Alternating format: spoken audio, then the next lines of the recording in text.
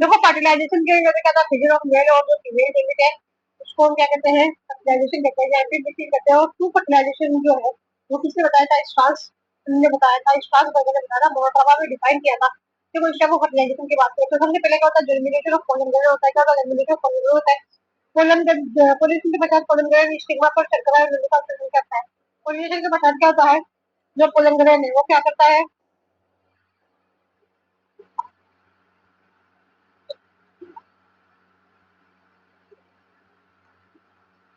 क्या करता है, नमक शर्करा और नलिका क्या करता है, उत्सर्जन करता है।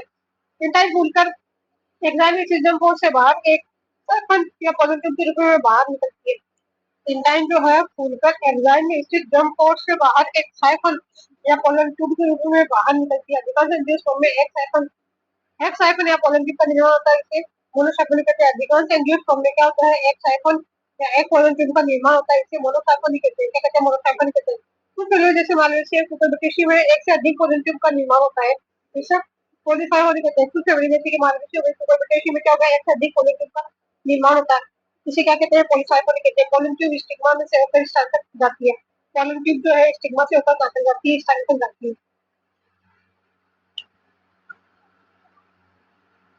फिर देखो पोलन ट्यूब के शीर्ष भाग में वेजिटेटिव सेल्स या ट्यूब सेल्स प्रेजेंट होता है तथा इसके पीछे एक जेनेटिक सेल्स होता है।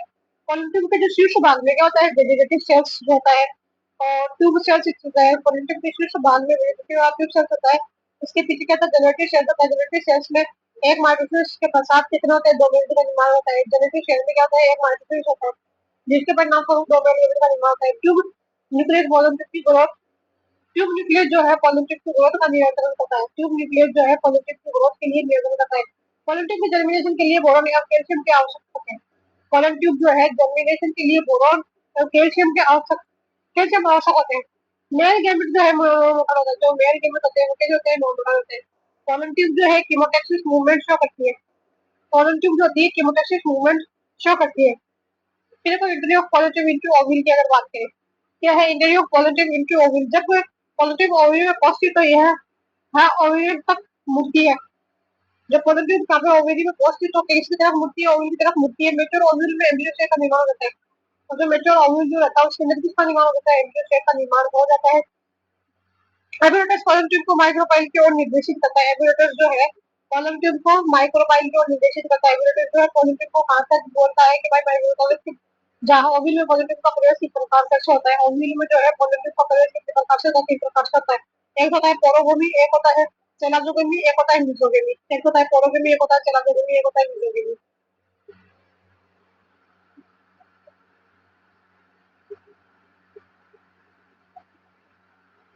देखो सबसे पहले अगर बात करें पोरोगोमी की बात करें, पॉजिटिव माइक्रोपाइल से होकर प्रवेश करे।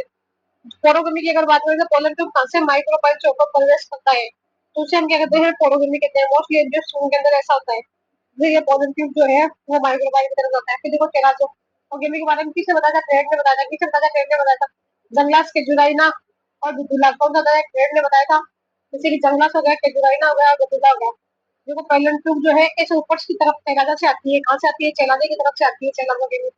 मिसोगेमी की अगर बात करें, जब पोलन ट्यूब भी इंटेगुमेंट या फिलिकल को तोड़कर अंदर प्रवेश करती है, क्या होता है, जब पोलन ट्यूब इंटेगुमेंट या फिलिकल को तोड़कर अंदर जाती है तो उसे हम क्या कहते हैं, मिसोगेमी कहते हैं। कुल बेटेसी में इंटेगुमेंट को तोड़कर अंदर प्रवेश करती है। पिस्टो पिस्टेसिया एवं पॉपुलस में पोलन ट्यूब फिलिकल की ओर अंदर प्रवेश करती है। कैपिस्टेसिया एवं पॉपुलस में पोलन ट्यूब जो है फिलिकल के अंदर की ओर प्रवेश करती है। फिर देखो इंटीरियर इनटू एम्ब्रियो शेक, इसमें आती है बात करें अगर हम एम्ब्रियो शेक की अगर बात करें, पोलन ट्यूब ओवरी में पहुंचकर ओवरी की ओर वृद्धि करती है। पोलन ट्यूब जो है ओवरी में पहुंचकर किसकी तरफ, ओवरी की तरफ वृद्धि करती है। ओवरी में प्रवेश करने के बाद पोलन ट्यूब सिनर्जिस की तरफ मूव कर जाती है। ओवरी में प्रवेश करने के बाद जो पोलन ट्यूब है वहां पे जब जाती है सिनर्जिस की तरफ मूव कर जाती है। सिनर्जिस पर उपस्थित फिलिप ऑपरेटर से सीक्रेट रासायनिक पदार्थ पोलन ट्यूब को आकर्षित करते हैं। सिनर्जिड पे क्या होते हैं, उपस्थित फिलिप ऑपरेटर जो है सिनर्जिड्स पर उपस्थित फिलिप ऑपरेटर से सीक्रेट रासायनिक पदार्थ पोलन ट्यूब को आकर्षित करते हैं। इसे केमोट्रोपिक मूवमेंट कहते हैं। इसे क्या कहते हैं, केमोट्रोपिक मूवमेंट कहते हैं।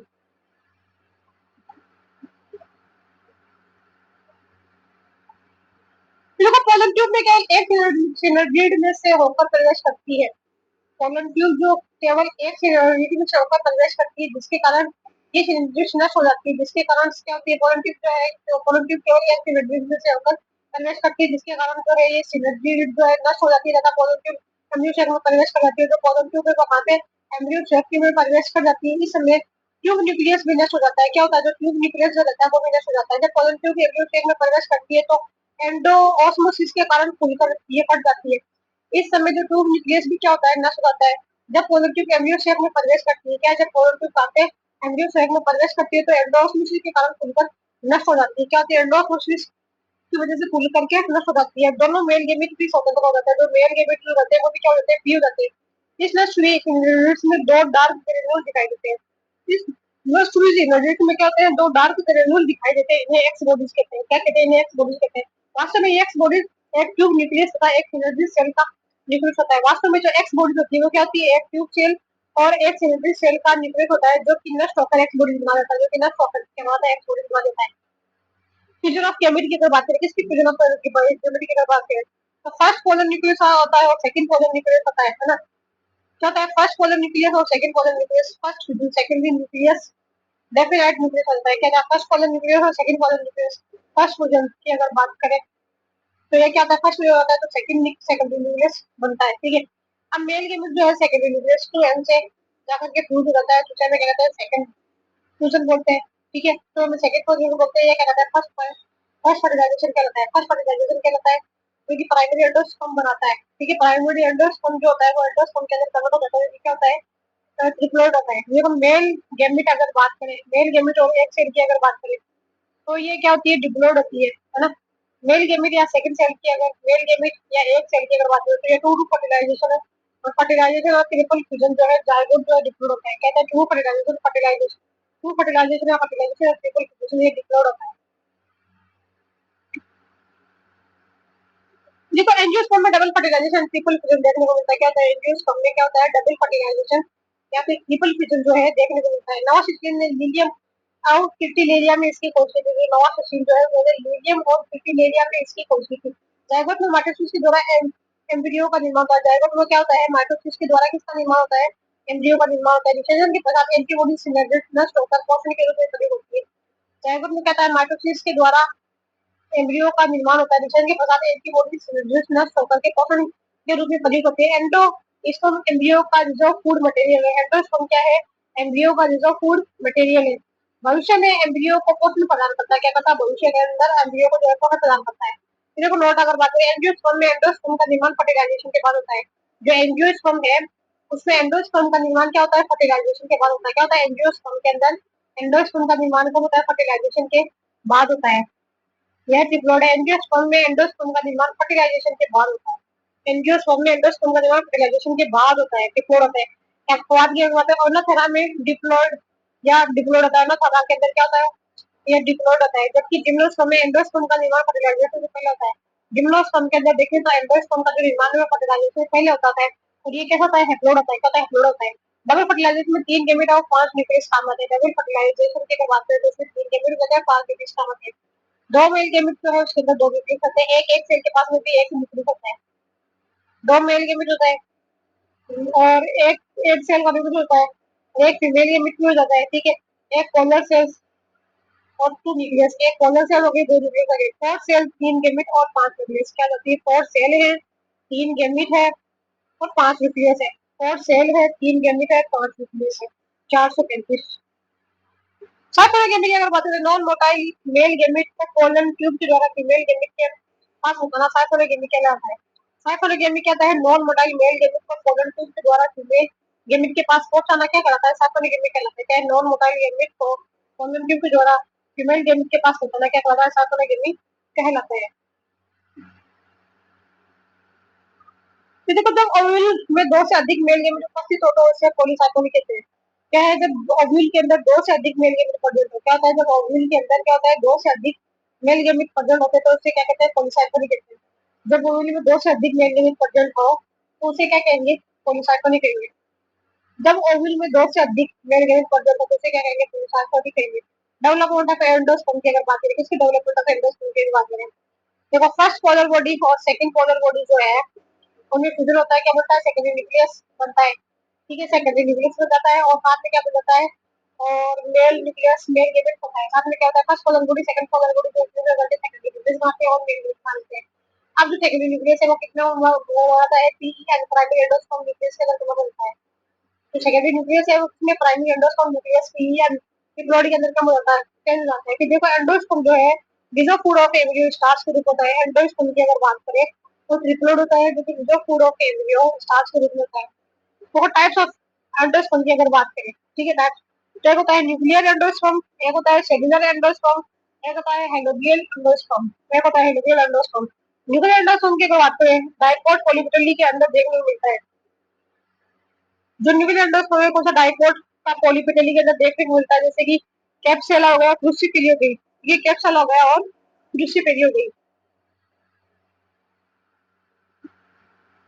ठीक है, फिर अगर बात करें सेलुलर एंडोस्पर्म, यह जो है डाइकोट के अंदर देखने को मिलता है, गेमोपेटली में देखने को मिलता है, और एंजियोस्पर्म में देखने को मिलता है। ठीक है, और देखो इसी के देख न्यूक्लियर एंडोस्पर्म जो है वो एंजियोस्पर्म डाइकोट पॉलीपेटली में देखने को मिलता है, जैसे कि कैप्सुला क्रूसिपेली। प्राइमरी एंडोस्पर्म में प्री न्यूक्लियर मायोटिक डिवीजन होता है। प्राइमरी एंडोस्पर्म जो होता है उसमें प्री न्यूक्लियर मायोटिक डिवीजन होते हैं। मेच्योरेशन के समय साइटोकाइनेसिस होता है। मेच्योरेशन के समय क्या होने जाता है, साइटोकाइनेसिस होता है, जिससे एंडोस्पर्म मल्टीसेलुलर हो जाता है। जिससे क्या होता है, जो एंडोस्पर्म जो है वो क्या हो जाता है, मल्टीसेलुलर हो जाता है। जिससे एंडोस्पर्म क्या होगा, मल्टीसेलुलर हो जाता है। एग्जाम्पल की अगर बात करें, नारियल का पानी, liquid endosperm, liquid syncytial coenocytic. Example की बात करें, नारियल का पानी लिक्विड एंडोस्पर्म आ जाता है, और लिक्विड सिंसियल सिनोसिटिक आ जाता है। तो देखो सेलुलर एंडोस्पर्म की अगर बात करें तो एक इसमें डाइकोट गेमोपेटली एंजियोस्पर्म के अंदर है। इसमें न्यूक्लियर डिवीजन के साथ साथ साइटोकाइनेसिस की क्रिया भी होती है। न्यूक्लियस डिवीजन के साथ साथ में क्या देखने को मिलता है, साइटोकाइनेसिस की क्रिया भी देखने को मिलती है। इसमें प्री न्यूक्लियर डिवीजन जो है आपने बताया, क्या होता है, प्री न्यूक्लियर डिवीजन है वो एब्सेंट होता है। तो देखो हेलोबियल एंडोस्पर्म की अगर बात करें, ठीक है, हेलोबियल इंटरमीडिएट एंडोस्पर्म होता है। क्या होता है, इंटरमीडिएट एंडोस्पर्म होता है, मोनोकोट प्लांट में देखने को मिलता है, क्योंकि मोनोकोट प्लांट में देखने को मिलता है।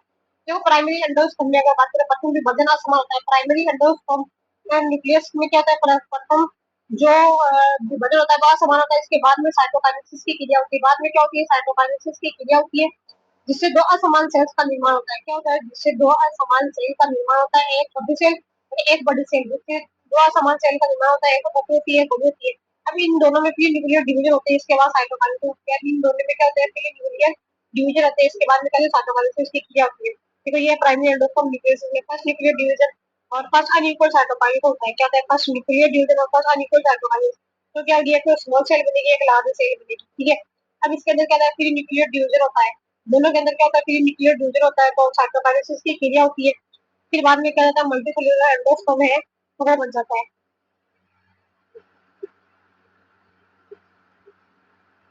फिर देखिए अगर बात करें कौन सी हो गई, आरकेडीएससी, प्रेकेसी, पोडोस्टेनेसी। कौन सी हो गई, आरकेडीएससी होगी, प्रेकेसी होगी, पोडोस्टेनेसी। एंडोस्पर्म जो है एब्सेंट होता है। कौन सी, आरकेडीएससी, प्रेकेसी, पोडोस्टेनेसी में एंडोस्पर्म क्या होता है, एब्सेंट होता है। मक्का, टमाटर, मोजेक टाइप का एंडोस्पर्म पड़ जाता है।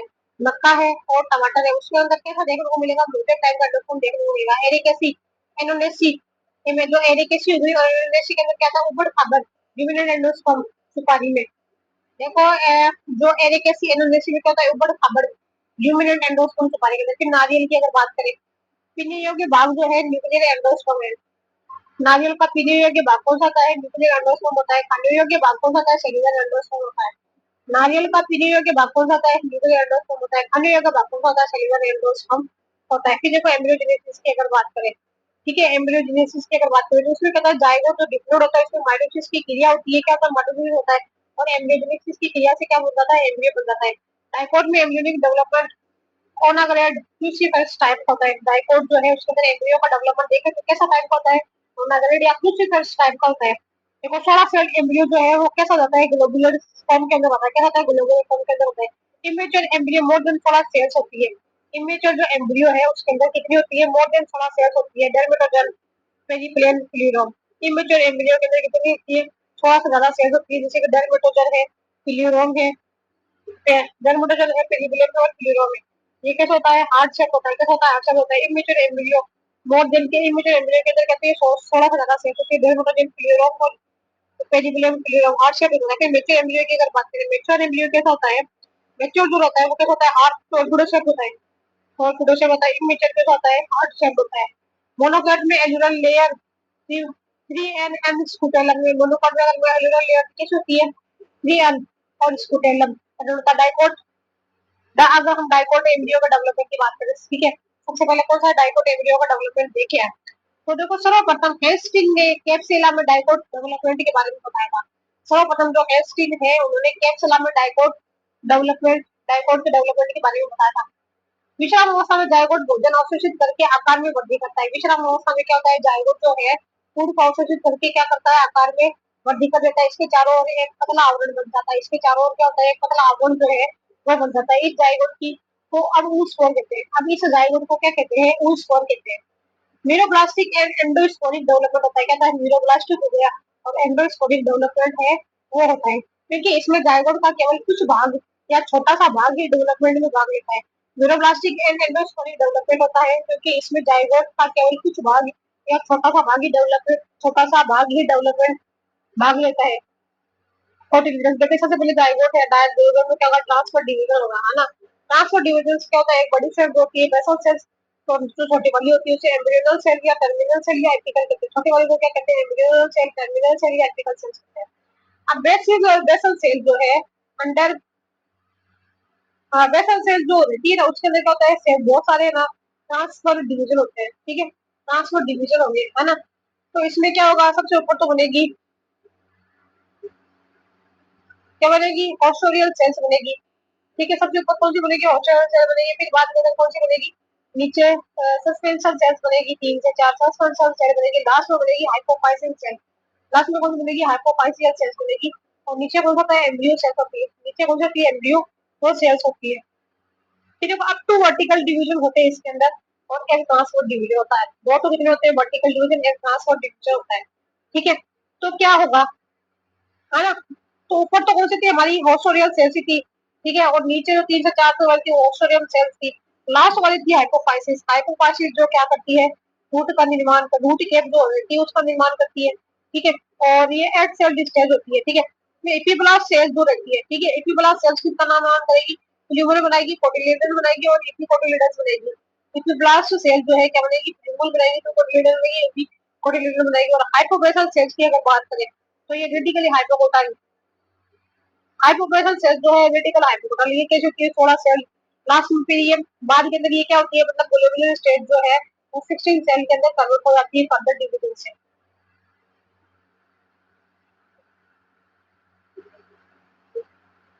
अब देखो जो 16 सेल जो स्टेट जो रहती है ना, उन 16 सेल जो स्टेट है ना, उसके अंदर क्या होता है, जो डर्मेटोजन है वो क्या बनाएगा, एपिडर्मिस बनाएगा। और जो ब्लेम है ना, वो क्या बनाएगा, ग्राउंड मेरिस्टेम बनाएगा। जन ब्लेम पेरीब्लेम जो है वो क्या बनाएगा, ग्राउंड मेरिस्टेम बनाएगा।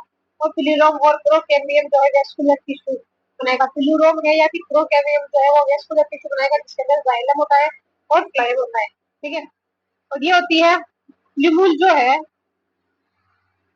लिम्बूल जो है वो क्या बनाएगा, शूट का बनाएगा। और ये कैसा है, हार्ड शेप एम्ब्रियो होता है, इनमें जो रहता है। अब डर्मेटोजन जो है वो एपिडर्मिस बनाता है।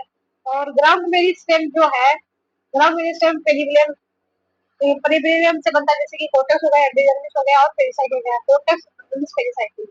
ठीक है। अब क्या होता है, इसका जो ऑक्सीजन सेल्स थी, जो सस्पेंशन सेल्स थी, वो सूख कर नष्ट हो जाती है, ठीक है। और बस्ती कौन सी है, रूट कैप बस्ती है, रेडिकल बनती है, और हाइपोकोटाइल और फिलिमूल कौन सी है, रूट कैप हो गई और रेडिकल हो गया, हाइपोकोटाइल हो गया और फिलिमूल हो गया, ठीक है। अब लास्ट में होते हैं कोटिलिडन्स, ठीक है। कोटिलिडन्स, और ये बताता है हमारा इक्विकोटाइल का होता है टोर्बिडोसेट एम्ब्रियो। ये कैसा है, टोर्बिडोसेट एम्ब्रियो। फिर बाद के अंदर देखो जो फिलिमूल जो है ना, फिलिमूल क्या बनता है, वो हमारा फिलिमूल जो है ये हो जाते हैं हमारे कोटिलिडन से, होता है हेप्टोकोटाइल, रेडिकल हो गया, रूट केप हो गया, टोर्बिडोसेट स्टेट है। देखो अब ये लास्ट के अंदर क्या होता है, ये सेलाजा बस्ती है, ठीक है। फिर बाद के अंदर इसके अंदर हमारा होता है मेच्योर एम्ब्रियो। सेलाजा के अंदर क्या होता है, मेच्योर एम्ब्रियो होता है। फिर इंटेगुमेंट, है ना। अब इंटेगुमेंट दो होती है ना, एक होती है टेगमेंट, एक होती है टेस्टा। टेगमेंट जो होती है ना, inner most layer of seed होती है, मतलब सीड की जो अंदर वाली लेयर है वो बनाती है। टेस्टा जो होती है वो आउटर लेयर होती है। और ये किस में देखने को मिलता है, क्रूसिफर ornamental टाइप, सिंपल टाइप, ये क्रूसिफर है या ornamental टाइप का, ये कैसा है, सिंपलेस्ट टाइप का एम्ब्रियोनिक डेवलपमेंट है, सिंपलेस्ट टाइप का एम्ब्रियोनिक डेवलपमेंट है।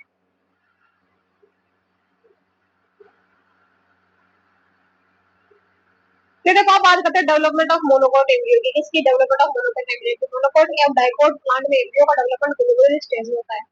देखो जो एमडी है यानी कि डीएम जो है इसमें एम्ब्रियो का जो डेवलपमेंट है वो किस स्टेज में होता है? ग्लोबुलर स्टेज में। ग्लोबुलर मोनोकोट और डाइकोट का अगर एम्ब्रियो का डेवलपमेंट हम देखें तो जो ग्लोबुलर स्टेज है उसका तो सेम ही रहता है। ये हो जाती है हमारी ओसोल सेल, फिर जाती है सस्पेंशन सेल, फिर बाद में जाती है हाइपोफाइजियल सेल, फिर ग्लोबुलर सेल। अब बाद के अंदर जो है इसमें बाहर की ओर क्या बनती है? पेरिकार्प और एल्यूरिन बनती है, तो क्लियर होती है, और अंदर क्या होता है? एंडोस्पर्म। फिर बाद के अंदर आता है रेडिकल और रेडिकल या कोलिप्टाइड। हाँ, मतलब कोलेप्टाइल होता है और ल्यूमूल होता है, ठीक है। फिर बाद के अंदर आती है रेडिकल। रेडिकल के जो रेड मतलब पोलियराइजा है वो रेडिकल बनाएगा, और कोलेप्टाइल है ल्यूमूल बनाएगा, और ये स्कूटेलम, ठीक है। और पोलियो राजा जो रूट कैप बनाएगा फिर दोनों को दे देंगे। फिर देखो न्यू सेरेस जो रहता है ना वो पूरा रहता है, एक सेल्स जो रहती है एक्लोड होती है, सिनर्जिड की एक्सट्रोवर्ड है, वो एंटीपटल सेल्स भी क्या एक्लोड होती है। और एंडोस्पर्म जो रहता है ना वो कितना होता है? डिप्लोड होता है। और एल्यूरन जो रहती है वो भी डिप्लोड होती है। फिर देखो सपोज करना है हमको प्लांट स्पीशीज में सिमेट्रिक सेल में 8 क्रोमोसोम है, तो एल्यूरल लेयर में क्रोमोसोम की संख्या क्या होगी? प्लांट स्पीशीज में सिमेट्रिक सेल में जो है 8 क्रोमोसोम है, तो 8 और 24, तो सिनर्जिड्स में कितना हेप्लोड? तो उसको हम 3 से गुणा कर देंगे, आर को 24, तो 24 हो जाएंगे। कितने हो जाएंगे? n बराबर 8 to 3 n बराबर हो जाएगा 3 into 8 बराबर 24। एम्ब्रियो सेक में जो सेल्स का सीक्वेंस होता है, एम्ब्रियो सेक में न्यू सेल्स का सीक्वेंस कैसा होता है? 3 प्लस 2 प्लस 3। एम्ब्रियो सेक में अगर न्यू सेल्स का सीक्वेंस देखें तो 3 प्लस 2 प्लस 3 तो 23। यदि किसी प्लांट स्पीशीज के न्यू सेल्स में क्रोमोसोम की संख्या क्या बोल रहा है? प्लांट स्पीशीज के न्यू सेल्स में क्रोमोसोम की संख्या 32 है, तो बताइए एग सेल में कितनी होगी? एग सेल में और सिनर्जिड सेल में एंटीबॉडी में हैप्लोड हो जाएगी, एंडोस्पर्म में डिप्लोड हो जाएगी। एग सेल में कितनी होगी? 16 होगी, सिनर्जिड की 16 होगी, एंटीबॉडी तो ये सारी सारी हैप्लोड है। और एंडोस्पर्म में कितनी हो जाएगी? 3 into 6 and 48। और ना में सिनर्जिड सेल्स में 7 है तो एंडोस्पर्म, और ना थोड़ा अगर सिनर्जिड सेल्स में 7 है तो एंडोस्पर्म में कितनी हो जाएगी? एंडोस्पर्म कितनी हो जाएगी? और ना तरह के अंदर डिप्लोड होता है। एग्जाम्पल ये इम्पोर्टेंट बात है, एंडो थोड़ा जो है इसमें एंडोस्पर्म कैसा होता है? डिप्लोइड होता है, ठीक है। तो इसके अंदर कितनी हो जाएगी? 14 हो जाएगी। न्यू सेलस की अगर बात करें तो वो कितना हो जाता है? 14। न्यू सेलस में कितना डिप्लोइड हो जाएगा, ठीक है। एंटीकोडल में कितना हो जाएगा? 7 हो जाएगा। एंटीकोडल में 0 0 0 रहेगी, 0 0 यानी कितना? 0। सिंगल डिजिट्स में हेप्लोइड रहेगी और एक सेल्स में हेप्लोइड रहेगी।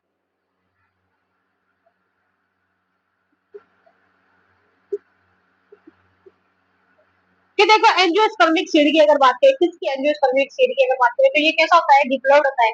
कैसा होता है? डिप्लोइड होता है। जो सीड है वो मेच्योर होकर के ओविल, सीड जो है वो क्या होता है? मेच्योर जो मेच्योर ओविल रहता है वो ही रहता है। सीड कोड के अंदर इसके सभी संरचनाओं में कर्नल कहते हैं। सीड कोड में अंदर इसके सभी संरचनाओं को कर्नल कहते हैं। सीड कोड जो रहती है ना उसके अंदर सभी इस संरचनाओं को कर्नल कहते हैं।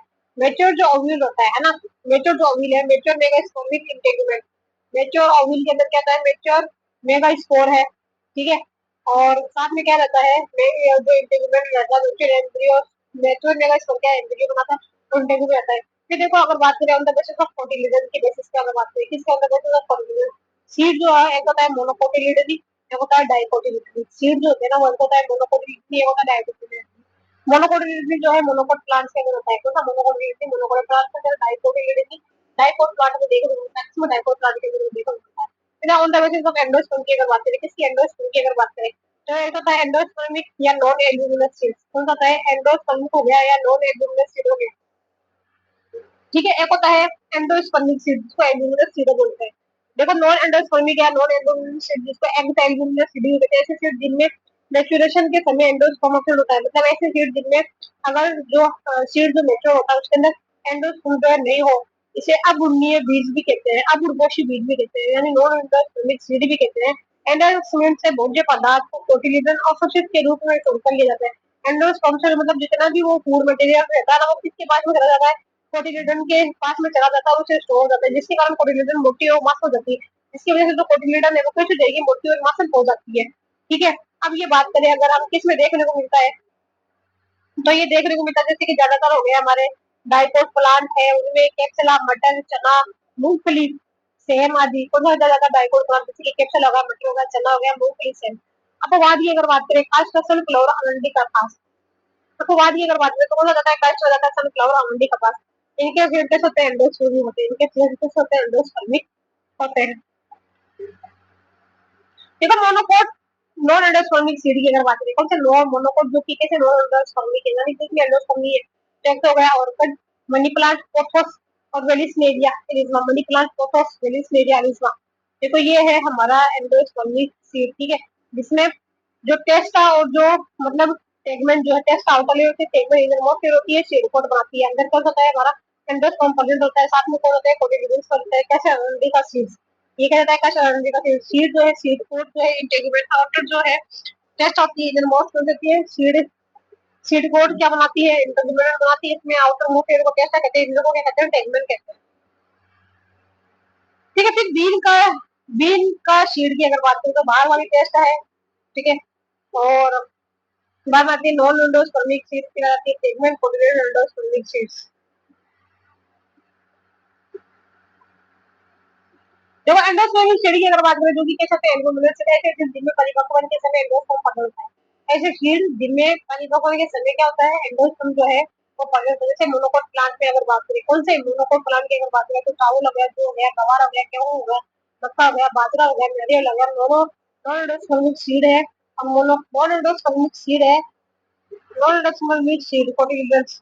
देखो ऑर्किड एंडोस्पर्मिक डाइकोट की अगर बात करें अरंडी फ्लावर कपास, अरंडी फ्लावर कपास।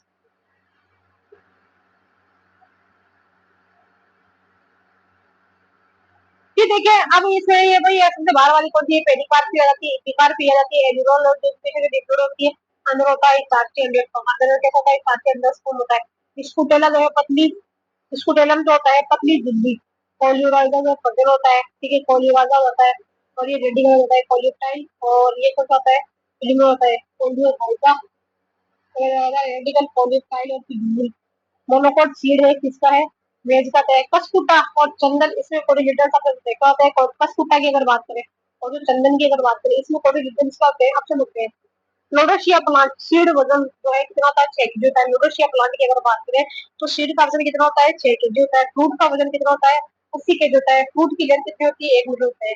लोडोशिया प्लांट में सीड का वजन कितना होता है 6 केजी। फ्रूट बनता है कितना होता है 18 केजी का होता है, और फ्रूट की लेंथ कितनी होती है 1 मीटर।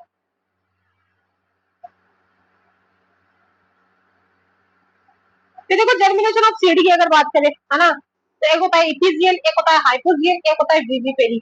सबसे पहले बात करते हैं इथिजियल, ऊपरी भूमि, भूमि कोटिलेडन भूमि के बाहर आ जाते हैं। ऊपरी भूमि में कोटिलेडन जो है वो भूमि के बाहर आ जाते हैं, हाइपोकोडल बाहर आ जाता है, लंबा लंबा होकर, लंबा होकर जो है मतलब कोटिलेडन भूमि के बाहर आता है, हाइपोकोडल बाहर आ जाता है, जैसे कि अरंडी है, सेम है, कौन है अरंडी सेम। हाइपोजियल की अगर बात करें कोटिलेडन भूमि के अंदर रहते हैं। हाइपोजियल की अगर बात करें तो इसमें जो कोटिलीडन है, कौन से कोटिलीडन है जो कहाँ पे रहते हैं भूमि के अंदर रहते हैं।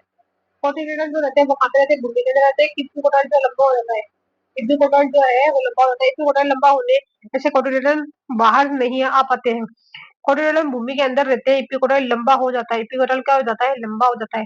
इपिकोटाइल लंबा होने से कोटिलीडन बाहर नहीं आ पाता है। इपिकोटाइल लंबा होने से जो है इपिकोटाइल लंबा होने से कोटिलीडन बाहर नहीं आ पाता है। जैसे चावल हो गया, मक्का हो गया, गेहूं हो गई, मूंगफली हो गई, मटर हो गया, आम हो गया, चना हो गया। चावल, मक्का, गेहूं, मूंगफली, मटर। द्विबीजपत्री सजीव प्रजाति की अगर बात करें एम्ब्रियो डोम, एंकली एब्सेंट, मैंग्रोव वेजिटेशन, दलदल में O2 की कमी, सैलिनिटी ज्यादा हो जाती है। एम्ब्रियो डोम, डोमार की एब्सेंट, मैंग्रोव वेजिटेशन, दलदल में O2 की कमी। देखो no germination in soil, soil के अंदर जो है जर्मिनेशन होता है, सो सीड का जर्मिनेशन फल के भीतर ही मदर प्लांट पर होता है। जो सीड का जर्मिनेशन होता है ना वो फल के अंदर ही होने लग जाता है, ठीक है, मदर प्लांट पर। जैसे कि राइजोफोरा है, एविसिनिया है, सेंसिवेरा है, बिगुरा है, सिरोपस है, क्या राइजोफोरा है, एविसिनिया है, सिंसिविएरा है, और पिलूरा है, सीरियोप्सिस है।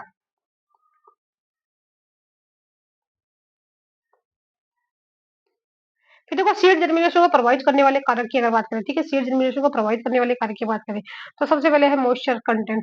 जर्मिनेशन के लिए जो जर्मिनेशन के लिए मुख्य कारक क्या होता है, जल होता है। जर्मिनेशन के लिए मुख्य कारक क्या होता है, जल होता है। सीड डोरमेंसी के समय सीड की एम्ब्रियोनिक सेल्स के प्रोटोप्लाज्म में 40 से 15% जल होता है। सीड की डोरमेंसी के समय, सीड की डोरमेंसी के समय सीड की एम्ब्रियोनिक सेल्स है एम्ब्रियोनिक सेल्स के प्रोटोप्लाज्म में सीड की जो एम्ब्रियोनिक सेल्स उसके प्रोटोप्लाज्म में चार मतलब कितना होता है 10 से 15% का होता है जल होता है मेटाबॉलिक एक्टिविटी जो है बहुत रहती है जो मेटाबॉलिक एक्टिविटी वगैरह रहती है बंद रहती है मेटाबॉलिक एक्टिविटी के लिए 75 से 90% जल का होना आवश्यक है मेटाबॉलिक एक्टिविटी के लिए कितना 75 से 90% जो है जल का होना आवश्यक है जर्मिनेशन के दौरान सीड का अवशोषण करता है जर्मिनेशन के दौरान जो सीड है वो किसका जल का अवशोषण करता है जर्मिनेशन के दौरान करता है सीड जो है वो जल का अवशोषण करता है जल का अवशोषण सीड कोट या माइक्रोपाइल के द्वारा होता है जल का अवशोषण जो है वो किससे होता है सीड कोट या माइक्रोपाइल के द्वारा होता है जल का अवशोषण किससे होता है सीड कोट या माइक्रोपाइल के द्वारा होता है जल अवशोषण के कारण सीड सीड जो है नरम प्रोटोप्लाज्म सक्रिय है एम्ब्रियो के आकार में रोकती है जल अवशोषण के कारण क्या होता है सीड जो है क्या होता है नरम होता है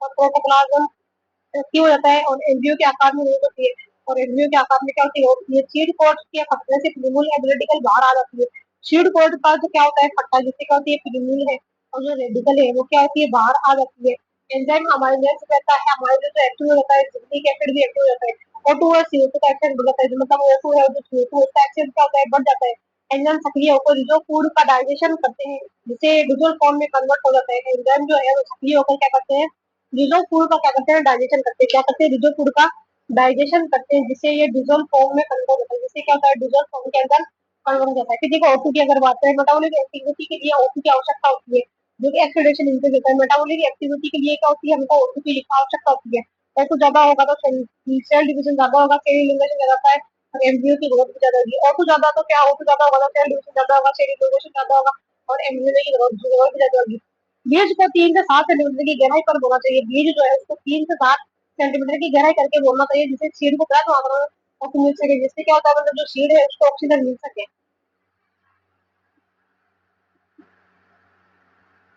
तो देखो टेम्परेचर की अगर बात करें टेम्परेचर कितना होता है होना चाहिए 20 से 25 डिग्री ऑप्टिमम टेम्परेचर होता है कुछ प्लांट में सीड जर्मिनेशन के लिए 0 से 5 डिग्री टेम्परेचर की आवश्यकता होती है कुछ प्लांट में जो है सीड जर्मिनेशन के लिए कितनी चाहिए 0 से 5 डिग्री सेंटीग्रेड टेम्परेचर की आवश्यकता होती है क्योंकि न्यूट्रिशन की अगर बात करें इसकी फूड न्यूट्रिशन की अगर बात करें सीड जर्मिनेशन के दौरान फूड एंडोस्पर्म या कोटिलिडन से लेता है फूड न्यूट्रिशन की अगर बात करें सीड जर्मिनेशन के दौरान जो फूड है वो एंडोस्पर्म से लेता है या तो यांडस या कोटिलिडन से लेता है लाइट की अगर बात करें अधिकांश सीड में सीड के प्रथम लीफ बनने तक लाइट आवश्यक नहीं होती है अधिकांश सीड जो है सीड में प्रथम लीफ बनने तक लाइट की आवश्यकता नहीं होती कुछ प्लांट जैसे ऑर्किड वगैरह लेट्यूस सलाद और तंबाकू में सीड जर्मिनेशन के लिए लाउट आवश्यकता होती है जैसे कुछ प्लांट ऑर्किड वगैरह लेट्यूस सलाद और तंबाकू में सीड जर्मिनेशन के लिए लाइट की आवश्यकता होती है इन्हें पॉजिटिव फोटो प्लास्टिक सीड कहते हैं इन्हें क्या कहते हैं पॉजिटिव फोटो प्लास्टिक सीड कहते हैं देखो जीनिया की अगर बात करें किसकी जीनिया की फोके ने मक्के में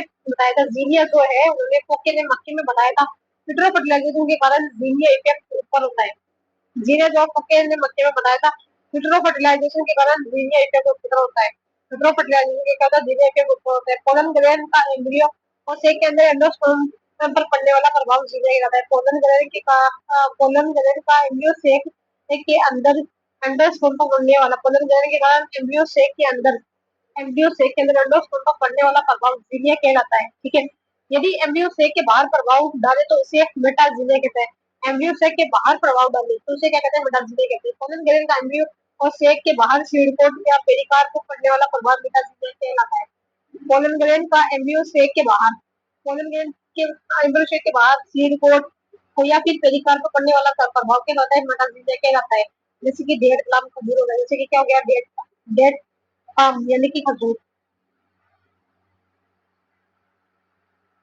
फिर देखो सीड डोरमेंसी की अगर बात करें किसकी सीड डोरमेंसी की अगर बात करें डोरमेंसी सीड का मुख्य गुण होती है डोरमेंसी जो होती है वो क्या होती है सीड का जो है मुख्य गुण होता है इस गुण के कारण सीड कई वर्षों तक वाइबल रहते हैं डोरमेंसी सीड का मुख्य गुण होता है इस गुण के कारण सीड जो है कई वर्षों तक वाइबल रहते हैं सीड के मैच्योरेशन से लेकर जर्मिनेशन का पीरियड सीड डोरमेंसी कहलाता है सीड के मैच्योरेशन से लेकर जर्मिनेशन तक का पीरियड क्या कहलाता है सीड डोरमेंसी कहलाता है इसी को सीड डोरमेंसी कहते हैं इसी को सीड डोरमेंसी कहते हैं सीड डोरमेंसी प्लांट को पर्टिकुलर परिस्थितियों में प्रोटेक्ट करती है सीड डोरमेंसी जो है प्लांट को पर्टिकुलर अनफेवरेबल कंडीशन में प्रोटेक्ट करती है फिर रीजन ऑफ डोरमेंसी की अगर बात करें क्या reason of dormancy seed dormancy के दौरान एंब्रियो निष्क्रिय रहता है सीड डोरमेंसी है उसको जैसे कहता है एंब्रियो जो इनएक्टिव होता है देखो इम्पैरेबिलिटी ऑफ सीड कोड की अगर बात करें क्या इम्पैरेबिलिटी ऑफ सीड कोड की अगर बात करें कुछ प्लांट के सीड कोड जल या O2 के पत्ती आकार के होते हैं कुछ प्लांट के सीड कोड जो है O2 जल और ओपी की पट्टी क्या रहते हैं, अपारगम्य होते हैं। लिग्निन के डिपोजिशन के कारण ये मोटे और कठोर होते हैं। लिग्निन के डिपोजिशन की वजह से ये क्या होते हैं, मोटे और कठोर हो जाते हैं। लेकिन इसी में अगर बात करें लिग्निन और डिपोजिशन के डिपोजिशन की वजह से क्या होता है, मोटे और कठोर हो जाते हैं। जैसे कि लेगुमिनेसी में राजमा, सोयाबीन, देसी। लेगुमिनेसी की अगर बात करें तो उसमें राजमा आता है और सोयाबीन आ जाता है। तो देखो डोरमेंट एम्ब्रियो की अगर बात करें, क्या होता है डोरमेंट एम्ब्रियो, कुछ प्लांट के सीड एक सीड कोट को हटा देने पर भी अनुकूल परिस्थिति में ये एम्ब्रियो का जर्मिनेशन होता है। कुछ प्लांट के जो सीड कोट और कुछ प्लांट के सीड के सीड जो है उनमें सीड कोट हटा देने पर भी मतलब फेवरेबल कंडीशन में एम्ब्रियो का जर्मिनेशन नहीं होता। इसे एम्ब्रियो डोरमेंसी कहते हैं। इसे क्या कहते हैं, एम्ब्रियो डोरमेंसी कहते हैं। ये फिजियोलॉजिकल एक्शन के कारण होती है। क्या होती है, फिजियोलॉजिकल एक्शन के कारण होती है। इन सीड के जर्मिनेशन के लिए अनेक एंजाइम और केमिकल की आवश्यकता होती है। इन सीड के जर्मिनेशन के लिए क्या होता है, बहुत से एंजाइम और केमिकल की आवश्यकता होती है। ऐसे बीजों को लो टेम्परेचर एवं ऑप्टिमम मॉइस्चर देकर अंकुरित किया जाता है। ऐसे बीजों को क्या होता है, लो टेम्परेचर और ऑप्टिमम मॉइस्चर देकर अंकुरित किया जाता है। लो टेम्परेचर ऑप्टिमम मॉइस्चर देकर के क्या किया जाता है, अंकुरित किया जाता है। जैसे सेब, नाशपाती, चीड़, पाइनस, आड़ू के Apple. Low temperature optimum moisture देकर के अंकुरित किया जाता है। जैसे सेब हो गया, नाशपाती हो गई, चीड़ हो गई, पाइनस आड़ू और एप्पल। तो देखो जर्मिनेशन इनहिबिटर की अगर बात करें, क्या होता है जर्मिनेशन इनहिबिटर।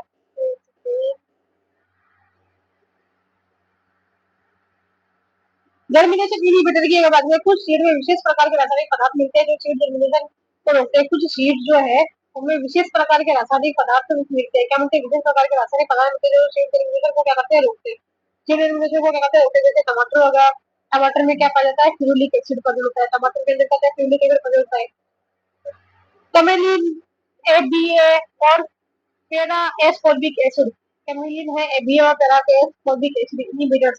सीड्स को जर्मिनेट करवाने से पूर्व जल में से धोया जाता है। सीड को क्या है, जर्मिनेट करवाने से पूर्व जल में धोया जाता है। सीड को जर्मिनेट करवाने से पूर्व किसमें, जल में धोया जाता है। इसे लीचिंग कहते हैं। इसे क्या कहते हैं, लीचिंग कहते हैं। सीड को जर्मिनेशन करवाने से पूर्व जल में धोया जाता है। इसे क्या कहते हैं, लीचिंग कहते हैं। मेथड ऑफ ब्रेकिंग ऑफ सीडोमेसी की बात करें, क्या है मेथड, मतलब ऐसे मतलब जिससे सीडोमेसी को ब्रेक किया जाता है। सबसे पहला आता है स्केरिफिकेशन। क्या होता है स्केरिफिकेशन, इस मेथड को कठोर सीड को तोड़ा जाता है जिससे जल एवं O2 अंदर प्रवेश किया जाता है। स्केरिफिकेशन की अगर बात करें, इसमें क्या होता है, कठोर जो सीड कोट रहती है उसको तोड़ा जाता है जिससे जो वाटर है और जो ऑक्सीजन है वो अंदर प्रवेश कर जाता है। जैसे किसी नुकीले उपकरण की सहायता से सीड कोट को फोर्स किया जाता है। जैसे कि नुकीले उपकरण की सहायता से क्या जाता है, सीड को फोर्स किया जाता है, या सीड को किसी सतह से रगड़कर सीड कोट को पतला करना, या सीड को किसी सतह से रगड़कर सीड कोट को पतला करना, या सीड कोट की एस्ट्रोसोफर के साथ क्रिया करवाना। यह क्या होता है, सीड कोट इसकी एस्ट्रोसोफर के साथ में क्या होती है, क्रिया करवाई जाती है। स्ट्रेटिफिकेशन की अगर बात करें, क्या होता है स्ट्रेटिफिकेशन, इस मेथड में सीड को कम टेम्परेचर पर O2 तथा जल की उपस्थिति में रखा जाता है। स्ट्रेटिफिकेशन में क्या होता है, इस मेथड में जो सीड को कम टेम्परेचर पर, क्या होता है, सीड जो है उसको कम टेम्परेचर पर O2 तथा जल की उपस्थिति में रखा जाता है। O2 तथा जल की उपस्थिति में रखा जाता है जिससे एम्ब्रियो अपना मैच्योरेशन पीरियड पूरा कर लेता है। जिससे क्या होता है, जो एम्ब्रियो है वो अपना मैच्योरेशन पीरियड है वो पूरा कर लेता है और जर्मिनेट हो जाता है। और क्या होता है, जर्मिनेट हो जाता है। फिर देखो लाइट ट्रीटमेंट की अगर बात करें, किसकी लाइट ट्रीटमेंट की बात करें, जिस सीड का अंकुरण लाइट से प्रभावित होता है उन्हें फोटोप्लास्टिक सीड कहते हैं। लाइट ट्रीटमेंट की अगर बात करें, जिन सीड का अंकुरण किससे प्रभावित होता है, लाइट से प्रभावित होता है, फोटोप्लास्टिक सीड कहते हैं। कि देखिए जैसे लेटुलस, कैप्सुला, तंबाकू, लिपिडियम। जैसे कि क्या जाता है, लेट्यूस आ जाता है, कैप्सुला आ जाता है, तंबाकू आता है, लिपिडियम आ जाता है। ये पॉजिटिव फोटोप्लास्टिक सीड होते हैं। ये क्या है, एक तरीके के पॉजिटिव फोटोप्लास्टिक सीड होते हैं। ऐसे सीड जिनके जर्मिनेशन के लिए लाइट आवश्यक नहीं होती उन्हें नॉन फोटोप्लास्टिक सीड कहते हैं।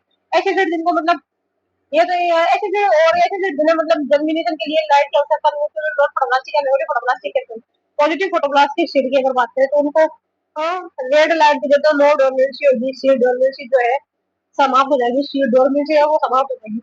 हाइटोक्रोम की अगर बात करें तो रेड लाइट के लिए तो किसमें टीएफआर हाइटोक्रोम फार रेड के अंदर जनरल होता है। हाइटोक्रोम की अगर बात करें तो red red light TFR phytochrome far red या सीड जर्मिनेशन होगा।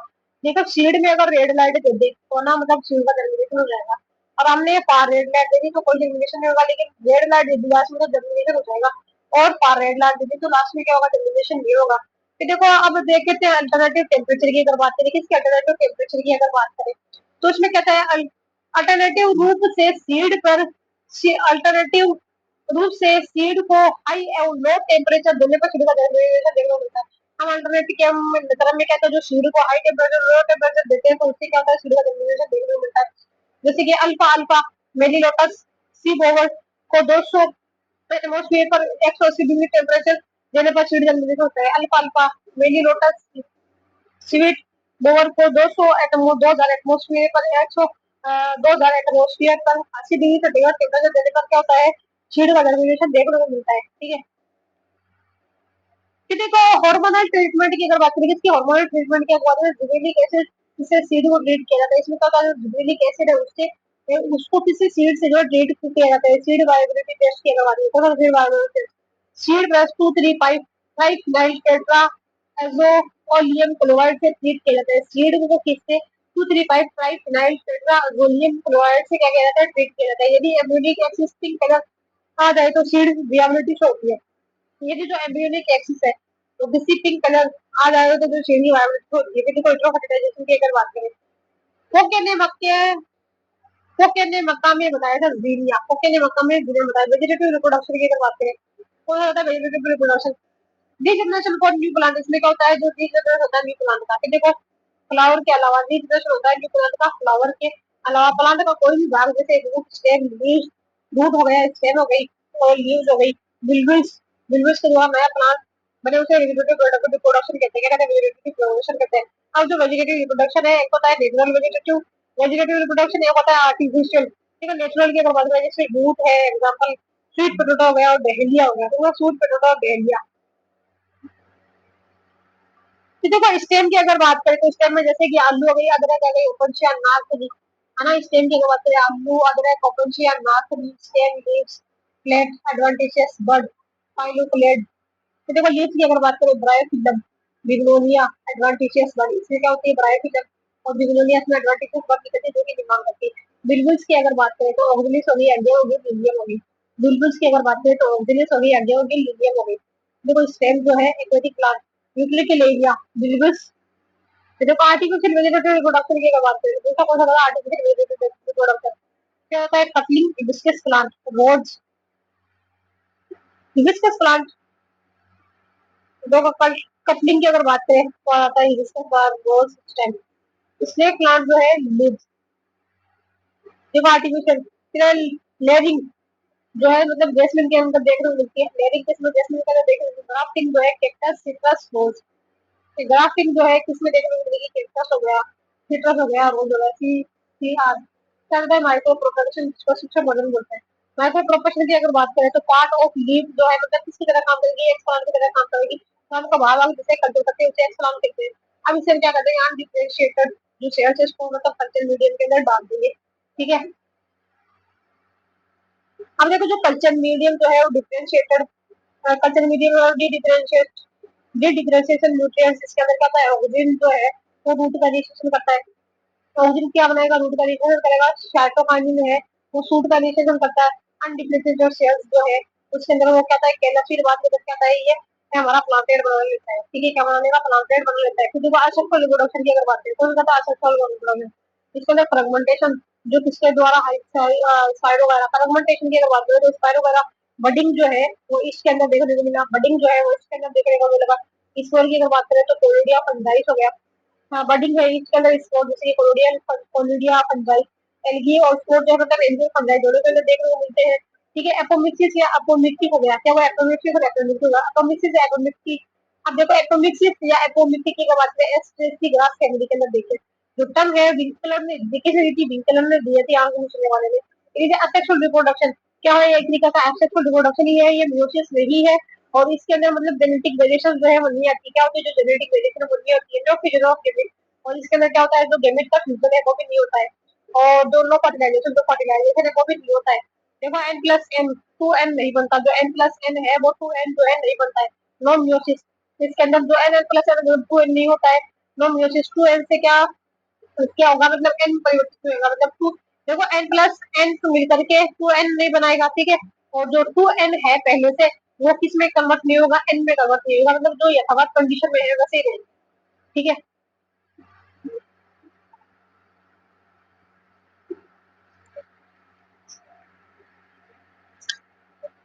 ये देखो एपोमिक्सिस की अगर बात करें, एपोमिक्सिस या एपोमिक्सिस या एपोमिक्सी की अगर बात करें, पार्थिनोजेनेसिस की अगर बात करें, इसको बोलते हैं अनिषेक जन्म भी बोलते हैं। पार्थिनोजेनेसिस में एक जो है मतलब एक जो है फर्टिलाइजेशन, विदाउट फर्टिलाइजेशन जो है किसने एम्ब्रियो के अंदर कन्वर्ट हो जाता है, ये इसे ना हैप्लोइड पार्थेनोजेनेसिस भी बोलते हैं। मतलब हैप्लोइड पार्थेनोजेनेसिस हो गई है तो ना।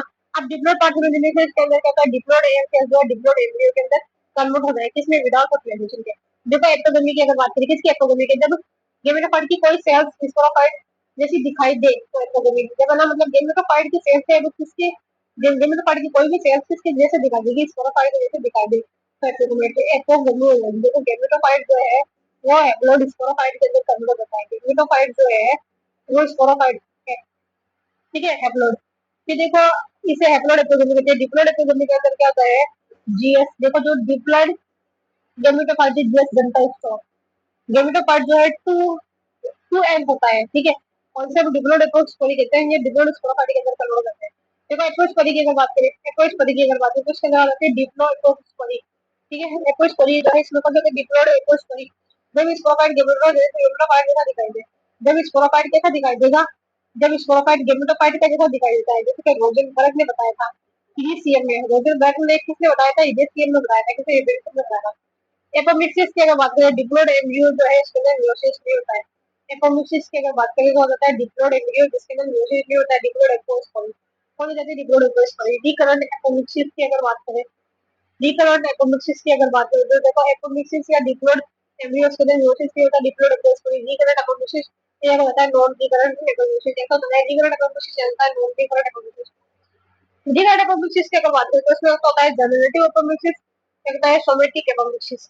क्या होता है जनरेटिव एपोमिक्सिस, होता है सोमेटिक एपोमिक्सिस। देखो जो जनरेटिव एपोमिक्सिस है इसके अंदर सेब नाशपाती है ना, जैसे कि सेब और नाशपाती के अंदर इसमें आर्किस कोरियल सेल जो है वो सबसे होती है, डिप्लोइड होती है, जो कि किसमें कन्वर्ट हो जाती है, MMC diploid megaspore mother cell के अंदर कन्वर्ट हो जाती है, किसमें, megaspore, megaspore mother cell sporophyte के अंदर कन्वर्ट हो जाती है, ठीक है। इसमें आगे देखते हैं। अब ये आगे क्या बनेगी, ये एम्ब्रियो सेक बनाएगी, ठीक है, जो एफएमसी है, मेगास्पोर मदर सेल जो है वो क्या बनाएगी, मेगास्पोर मदर सेल डिप्लोइड जो है स्पोरोफाइट की तरह काम करती है, ये एम्ब्रियो सेक बनाएगी, जो कि क्या होता है, गेमेटोफाइट को रिप्रेजेंट करता है। अब ये किस में कन्वर्ट होता है, एम्ब्रियो के अंदर कन्वर्ट होता है, डिप्लोइड के अंदर। देखो नॉन रिकरेंट एपोमिक्सिस की अगर बात करें, और देखो सोमेटो एपोमिक्सिस है इसी के अंदर, सोमेटो सोमेटिक एपोमिक्सिस, कौन सा सोमेटिक एपोमिक्सिस, ये मैंगो और साइट्रस के अंदर देखो, किससे, मैंगो और साइट्रस के अंदर। इंटेगुमेंट और न्यूसेलस जो है वो कैसे होते हैं, डिप्लोइड होते हैं। इंटेगुमेंट और न्यूसेलस है वो कैसे होते हैं, डिप्लोइड होते हैं। एम्ब्रियो सेक जो है डिप्लोइड और गेमेटोफाइट जो है एम्ब्रियो होते हैं। ये देखो इंटेगुमेंट और न्यूसेलस डिप्लोइड होते हैं, डिप्लोइड स्पोरोफाइट, ये एम्ब्रियो सेक जो है डिप्लोइड गेमेटोफाइट के एम्ब्रियो में कन्वर्ट होता है। फिर देखिए रिकरेंट एपोमिक्सिस की अगर बात करें, दूसरी कौन सी, रिकरेंट एपोमिक्सिस। इसके दो प्रकार होते हैं, एक होता है पार्थिनोजेनेसिस, एक होता है एपोजेनी। एक रिकरेंट एपोमिक्सिस की अगर बात करें, एक होता है पार्थिनोजेनेसिस, एक होता है एपोजेनी। देखो पार्थिनोजेनेसिस विदाउट, इसमें देखो जो एग है वो फर्टिलाइजेशन, एग जो है अब मतलब फर्टिलाइजेशन करके किसमें कन्वर्ट होता है, मतलब एग में फर्टिलाइजेशन से होता है, एम्ब्रियो में कन्वर्ट होता है। मेगास्पोर मदर सेल्स में क्या होता है, मियोसिस होता है। इसमें मेगास्पोर मदर सेल्स में क्योंकि डिप्लोइड होती है, मियोसिस होगा तो ये फ्लोड मेगास्पोर बन जाएंगे, क्या बनेंगे, फ्लोड मेगास्पोर बनेंगे। अब ये एम्ब्रियो सेक जो है फर्टिलाइजेशन, विदाउट फर्टिलाइजेशन जो है किसमें कन्वर्ट होगा, एम्ब्रियो में। ये जो एम्ब्रियो सेक है वो विदाउट फर्टिलाइजेशन किसमें, एम्ब्रियो के अंदर कन्वर्ट हो जाएगा। एम्ब्रियो सेक है वो मतलब विदाउट फर्टिलाइजेशन करे किसमें कन्वर्ट होता है, एम्ब्रियो के अंदर कन्वर्ट हो जाता है, ठीक है। फिर देखो अब जैसे कि हम बात करें सिनर्जिड्स है, दोनों तरफ ये हो जाती है एयर सेल्स, ठीक है। एंटीकोडल जो है सेरावर की तरफ रहती है, ये एम्ब्रियो बनाती है। देखो एक्टोगमी की अगर बात करें, हाँ, इसमें सिनर्जिड सेल्स और एंटीकोडल सेल्स जो है वो गेमेटोफाइट की तरह काम करते हैं। सिनर्जिड से और एंटीकोडल जो है हैप्लोइड एपिजेनी, सिनर्जिड से और एंटीकोडल जो है, सिनर्जिड्स और एंटीकोडल जो है गेमेटोफाइट, हैप्लोइड एको और एम्ब्रियो स्पोरोफाइट, पता है एम्ब्रियो स्पोरोफाइट। देखो पॉली एम्ब्रियोनी की अगर बात करें, किसकी पॉली एम्ब्रियोनी की बात करें, ह्यूमन हॉग में सिट्रस में बताया था। पॉली एम्ब्रियोनी की अगर बात करें जो ल्यूवन हॉग है, कौन ल्यूवन हॉग है, किसने बताया था, किसने बताया था, सिट्रस में बताया, किसमें, सिट्रस में बताया। कुछ एम्ब्रियो जैसे संतरा, नींबू, तंबाकू, क्वेश्चन और अधिकांश जिम्नोसोम में पॉली एम्ब्रियो जो है ल्यूवन हॉग ने बनाया था, किसमें, नींबू के अंदर बनाया था। जैसे कि एग्जाम्पल कुछ एम्ब्रियो हम देखे, जैसे कि संतरा हो गया, नींबू हो गया, तंबाकू हो गया, है ना, निकोशियन और विकास जिम्नोस्पर्म और ज्यादातर क्या होता है जिम्नोस्पर्म। जब एक ओव्यूल में एक से अधिक एम्ब्रियो का निर्माण हो, क्या होता है जब एक ओव्यूल में एक से अधिक एम्ब्रियो का निर्माण होता है, पोली एम्ब्रियोनिक को इनस्ट इनस के आधार पर दो पार्ट्स में डिवाइड किया। पोली एम्ब्रियो जो है उन्होंने पोली एम्ब्रियो को इनस के आधार पर दो भागों में डिवाइड किया है। एक होता है ट्रू पोली एम्ब्रियोनी, एक होता है फॉल्स पोली एम्ब्रियोनी। एक होता है ट्रू पोली एम्ब्रियोनी, एक होता है फॉल्स पोली एम्ब्रियोनी। देखो जो ट्रू पोली एम्ब्रियोनी जो है जब एक एम्ब्रियो सेक से एक एम्ब्रियो बने। ट्रू पोली एम्ब्रियोनी के अंदर क्या होता है जब एक एम्ब्रियो सेक से क्या बनता है एक से अधिक एम्ब्रियो बनता है। ठीक है, तो ये वाला बीच वाला रहता है एक जो कि एम्ब्रियो बनाता है। देखो ये है एक सेल जो कि एम्ब्रियो बनाता है और पास में क्या पदर होती है जो सिनर्जिस जो कि वो क्या बनाती है एम्ब्रियो बनाती है। सिनर्जिस भी क्या बनाती है एम्ब्रियो बनाती है और एंटीपोडल है वो भी क्या करेगी एम्ब्रियो बनाएगी। ठीक है, ठीक है। फर्स्ट एम्ब्रियो फर्स्ट पोलीएम्ब्रियोलॉजी की अगर बात करें फर्स्ट पोलीएम्ब्रियो जब अलग अलग एम्ब्रियो से एक ही ओवल में एक से अधिक एम्ब्रियो बन जाए, क्या होता है जब अलग अलग एम्ब्रियो शेप जो है ना, अलग अलग एम्ब्रियो शेप जैसे कि ये वाला और ये वाला दोनों मिलकर के हमारे एक ओवल के अंदर क्या हुआ एक से ज्यादा एम्ब्रियो शेप हो गया। ठीक है, अब ये जो है मतलब दोनों एम्ब्रियो शेप मिलकर के क्या हमारे एक से अधिक एम्ब्रियो बन जाए। जब अलग अलग एम्ब्रियो शेप एक ही ओव्यूल में एक से अधिक एम्ब्रियो बन जाए, तो मतलब एक ही ओव्यूल है उसमें एम्ब्रियो शेप बहुत ज्यादा हो गया तो मतलब एम्ब्रियो भी ज्यादा बन जाए। देखो पोली एम्ब्रियोनी की अगर बात करें तो ना पोली एम्ब्रियोनी दो प्रकार की होती है। एक होती है सिंपल पोली एम्ब्रियोनी सरल बहुभ्रूण का। जब जब अलग अलग जायगोट से एम्ब्रियो का निर्माण होता है, क्या होता है जब अलग अलग जायगोट से किसका निर्माण होता है एम्ब्रियो का निर्माण होता है एक से अधिक, जैसे साइकस हो गया पाइलस हो गया। सिंपलेस्ट पोली एम्ब्रियोनी की बात करें जब अलग अलग जायगोट से एम्ब्रियो का निर्माण होता है, मतलब क्या जब अलग अलग जायगोट से एम्ब्रियो का निर्माण होता है एक से अधिक साइकस हो गया पाइलस हो गया। ये जायगोट। फिर देखो क्लीवेज पोली एम्ब्रियोनी की अगर बात करें किसकी क्लीवेज पोली एम्ब्रियोनी के अंदर ओनली प्रेजेंट इन फाइनल्स, सिर्फ पॉसिबिलिटीज में देखने को मिलती है फाइनल्स में देखने को मिलती है। जब एक जायगोट में स्प्लिटिंग के द्वारा दो सेल्स मिलने और प्रत्येक सेल्स का एम्ब्रियो बना दे। देखो क्लीवेज पोली एम्ब्रियोनी की बात करें एकदम मैं बोलता ओनली प्रेजेंट इन फाइनल्स, सिर्फ उसमें किस में देखने को मिलती है फाइनल्स में देखने को मिलती है। जब एक जायगोट से स्प्लिटिंग के द्वारा दो सेल बने, जब एक जायगोट से क्या होता है मतलब ये एक जायगोट है इसमें स्प्लिटिंग से क्या बनती है दो सेल्स बने और प्रत्येक सेल एम्ब्रियो बने, प्रत्येक सेल के बने एम्ब्रियो बना। देखो एंडोजेनिक हैप्लॉइड प्लांट की अगर बात करें कौन सा पता है endogenic haploid plant totipotency. Endogenic haploid plant जो है वो टोटिपोटेंसी सिद्धांत जो है बर्नर्ड ने दिया था। सिद्धांत किसने दिया था जो बर्नर्ड साहब है उन्होंने दिया था। देखो स्वीड ने इसका प्रायोगिक सत्यापन किया था, जो स्वीड है उन्होंने क्या किया था प्रायोगिक सत्यापन किया था।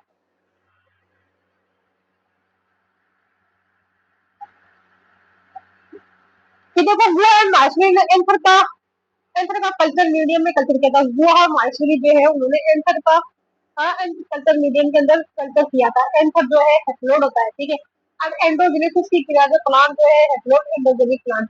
एंथर क्या होता है हेप्लोड होता है जो है एंडोजेनेसिस लगी प्लांट हेप्लोड एंडोजेनिक प्लांट बनाएगा। एंथर जो है बोल जो है डिप्लोड होती है तो डिप्लोड प्लांट बनेगा। पोलन जो है वो हेप्लोड होता है।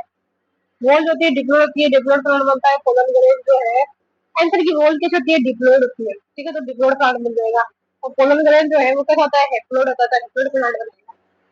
ठीक है, इसी के साथ में ये टॉपिक है वो कंप्लीट हो जाता है। आगे हमारा आ जाता है स्टैटिक स्टार्ट हो जाता है, स्टैटिक के क्वेश्चन से स्टार्ट होता है, स्टैटिक आ जाती है आगे।